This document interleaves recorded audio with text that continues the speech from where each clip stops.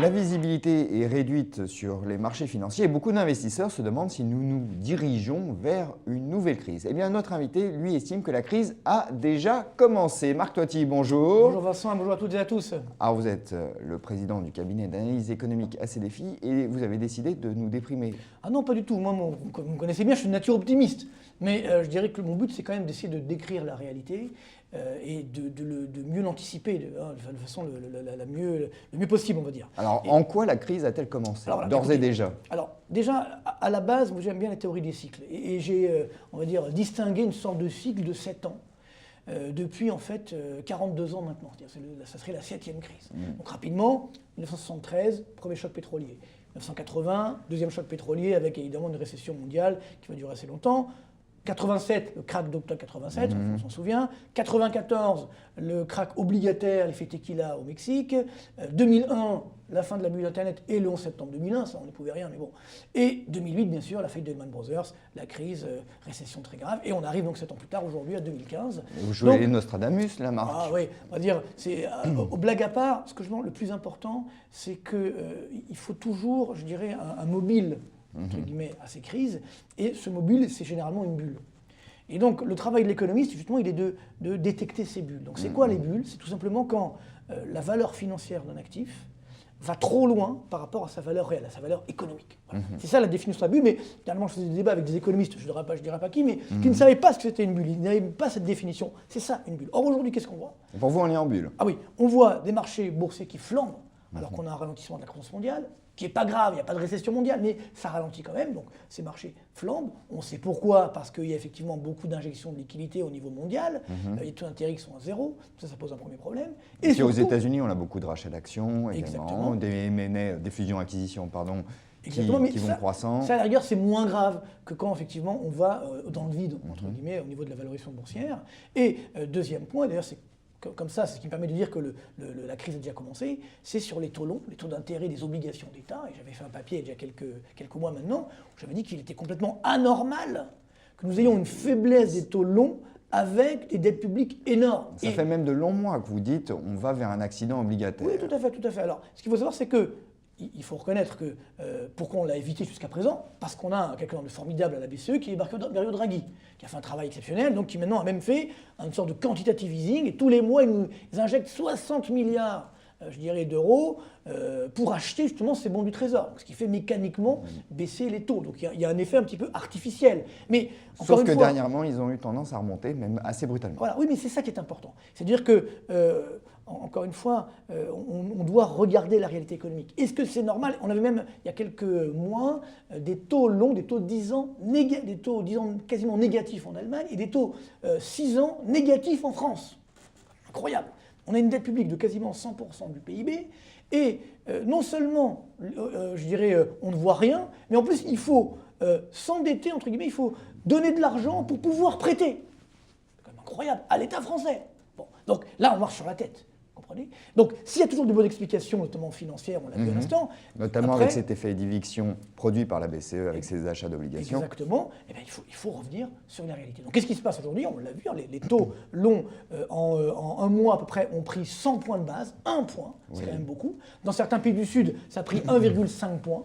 Donc ça commence à se tendre et c'est tout à fait justifié. C'est-à-dire que de ce point de vue-là, il faut faire attention, parce que quand on prend justement 1 point, c'est un mini-crack obligataire. On a également un autre risque qui est en train de se matérialiser, qui est peut-être l'augmentation des taux d'intérêt monétaire de la Réserve fédérale dans les prochains mois.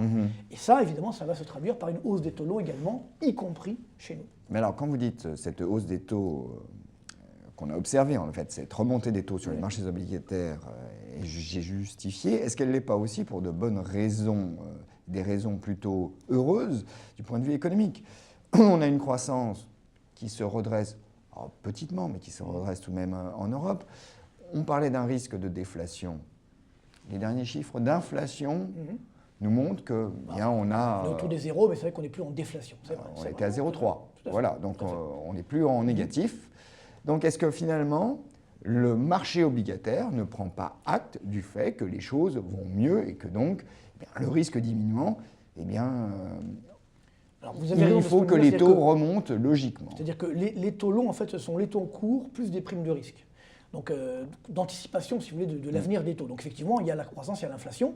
Donc quand il y a un peu d'inflation, tant mieux. Quand il y a un peu de croissance, tant mieux. Mais bon, il ne faut pas non plus s'envoler. On a 1% de croissance, peut-être 1% d'inflation. Oui, Ça mais reste le extrêmement risque faible. déflationniste est peut-être aujourd'hui complètement écarté. Et cette remontée des taux qu'on a observée, un peu Alors, brutale, c'est vrai. mais finalement, est-ce qu'elle aurait pu se produire plus doucement? On n'en sait rien. Ne sanctionne pas justement ce constat que le risque déflationniste est écarté. C'est bien ça le problème, c'est qu'elle ne sanctionne pas encore les déficits. Pour l'instant, la remontée des taux longs ne sanctionne, entre guillemets, que le fait qu'on ne soit pas en déflation. Tant mieux.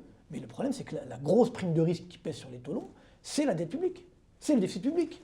Donc, avec la situation grecque, avec clairement aujourd'hui une situation où finalement, justement, comme on n'a pas forcément cette croissance, les déficits publics vont rester élevés, eh bien, on va devoir se reconnecter à la réalité.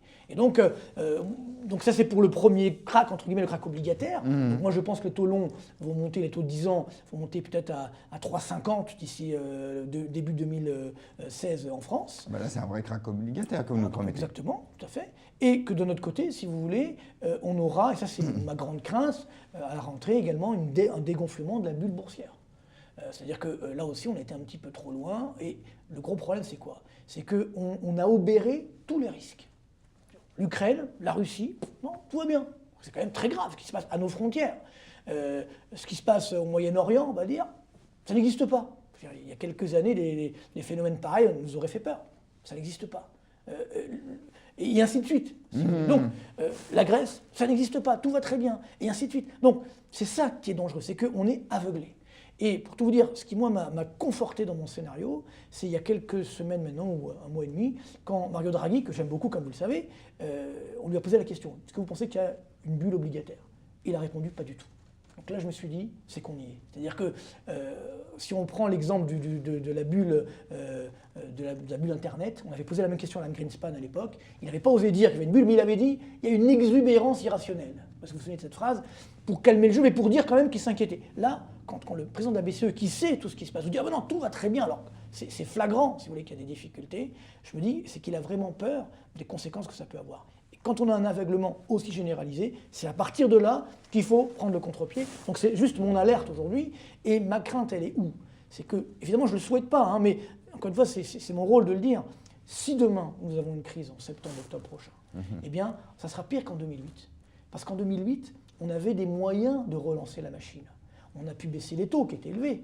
On a pu relancer la machine budgétaire. On fait 5 000 milliards de dollars de relance budgétaire. On a fait le quantitative easing. Tout ça, on l'a déjà utilisé. On n'a plus de cartouches. Donc c'est ça ma crainte. C'est que si demain il y a une crise, alors là, évidemment, où on va puiser? On ne peut plus. C'est pour le cas de la France, pression fiscale qui est énorme, on ne peut plus puiser. Et c'est là où je dois avertir aujourd'hui les Français, ce que je fais dans mes papiers, ce que je fais aujourd'hui, pour dire attention. Il y a une recommandation du FMI de 2013 qui dit qu'en cas de crise grave, les États devront ponctionner les dépôts bancaires. Un peu comme on a eu à Chine. Donc vous voyez, il reste une cartouche, mais elle est particulièrement mais désagréable. elle est méchante. Oui. Elle est méchante. Et moi, quand je fais des débats aujourd'hui avec des gens, on va dire proches du gouvernement ou ailleurs, et pas seulement, il y a des gens de droite, qui me disent, vous savez, la France est un pays très riche. On a 12 000 milliards d'euros. Donc la tentation d'aller ponctionner patrimoine. l'épargne des Français, des citoyens, est Exactement. grande. Donc, faisons attention. Alors ça veut dire quoi? En termes de veut stratégie dire, d'investissement, moi, je- qu'est-ce qu'on peut faire? Parce que finalement... Déjà, il y a un truc simple, c'est à la rigueur, c'est pour ça que l'immobilier peut-être pourra limiter la casse, parce qu'il faut plus investir, on va dire, de l'immobilier que dans du mobilier. C'est-à-dire, effectivement, aujourd'hui, on ne pourra pas ponctionner sur l'immobilier. Par contre, si vous laissez, à mon avis, la règle qui pourrait être prise, ça serait tout ce qui est dépôt et épargne, produits d'épargne supérieurs à 100 000 euros, tout ce qui est au-dessus, on prend X%, 10%, 15%. Et bon, on l'a dit, c'est-à-dire qu'aujourd'hui, il y a 7 000 milliards d'épargne en France.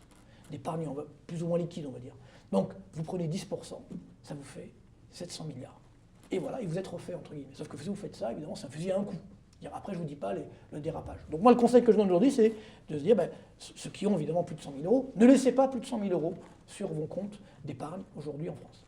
Oui, mais il faut les mettre ailleurs. C'est pas grave, on peut avoir plusieurs comptes, mais il ne faut pas laisser... D'accord, donc morceler les comptes. Exactement, ou les mettre ailleurs éventuellement, faire un peu d'immobilier, faire un peu d'investissement dans ses entreprises. Parce que ça aussi, c'est important, créer ses propres entreprises, investir dans son entreprise, c'est pas plus mal. Et puis surtout, carpe diem, profitons de la vie, on ne sait pas demain, de quoi demain sera fait. Mais en tout cas, vous voyez de plus en plus le scénario de la confiscation de l'épargne Je suis très inquiet se de ça. profiler. Je suis très inquiet parce que je ne peux pas dire qui, comment, mais c'est vrai que globalement aujourd'hui, on m'a souvent posé cette question depuis déjà pas mal de temps, et là je vois que ça se renforce. Vous savez, tout le débat qu'on a, qui est de dire on n'arrête pas d'entendre parler, oui c'est pas normal, il y a de moins en moins de gens qui gagnent de plus en plus de richesses. Mais c'est fait par ça, c'est fait pour endormir la population, pour dire justement tout ce qui est au-dessus de 100 000 euros, c'est pas normal que ces gens aient autant d'argent, on va leur prendre.